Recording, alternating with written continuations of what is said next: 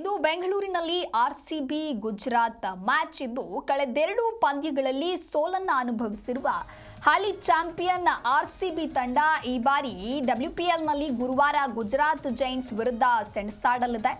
ಟೂರ್ನಿಯ ಆರಂಭಿಕ 2 ಪಂದ್ಯಗಳಲ್ಲಿ ಆರ್ಸಿಬಿ ಗೆದ್ದಿತ್ತು.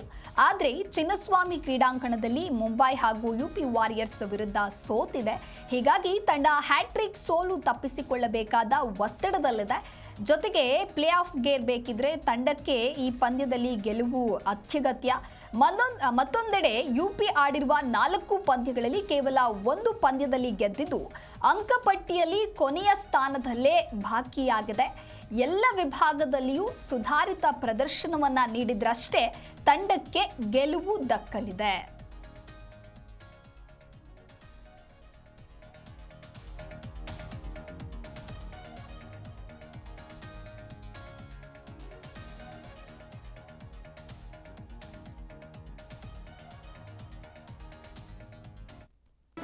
ಜಿ ಕನ್ನಡ ನ್ಯೂಸ್ ಈಗ ನಿಮ್ಮ ಮನೆಯಲ್ಲೇ ನೋಡಿ. ಎಲ್ಲ ಕೇಬಲ್ಗಳಲ್ಲಿ ಈಗ ಲಭ್ಯ.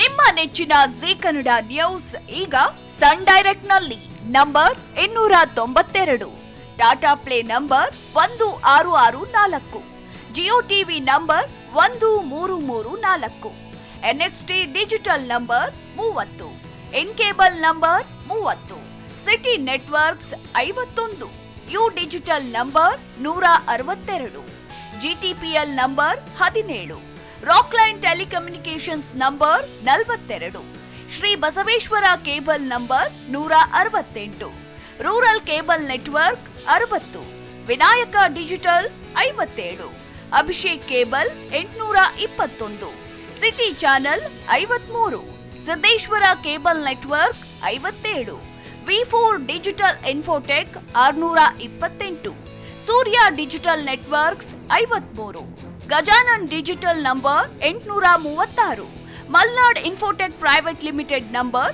56, Metrocast number 830, Victory digital number 167ರಲ್ಲಿ ನೋಡಿ ಆನಂದಿಸಿ.